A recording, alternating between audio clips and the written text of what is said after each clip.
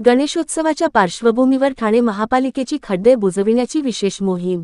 ठाणे गणेशोत्सवाच्या पार्श्वभूमीवर ठाणे शहरातील प्रमुख रस्ते, गणेश मंडळांकडे जाणारे मार्ग, विसर्जन मिरवणुकीचे मार्ग तसेच नागरिकांच्या मोठ्या प्रमाणात वर्दळीचे रस्ते खड्डेमुक्त करण्यासाठी ठाणे महानगरपालिकेच्या वतीने विशेष खड्डे बुजविण्याची मोहीम हाती घेण्यात आली आहे। शहरातील माजीवडा, पातलीपाडा, कल्याण फाटा, 3 हात नाका तसेच कोपरी पूल परिसरातील रस्त्यांच्या दुरुस्तीची कामे सध्या सुरू असल्याची माहिती नगराभियंता प्रशांत सोनग्रा यांनी दिली। गणेशोत्सव काळात शहरात नागरिकांची तसेच वाहनांची मोठ्या प्रमाणात वर्दळ असते। या पार्श्वभूमीवर रस्त्यांवरील खड्ड्यांमुळे नागरिकांना होणारा त्रास कमी करण्यासाठी महापालिकेच्या सर्व संबंधित विभागांना आवश्यक त्या उपाययोजना करण्याच्या सूचना देण्यात आल्या आहेत।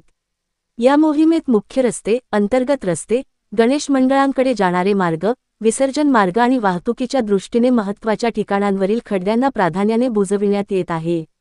खड्डे बुजविण्याच्या कामाची गुणवत्ता आणि टिकाऊपणा याचीही संबंधित अधिकाऱ्यांकडून पाहणी करण्यात येत आहे।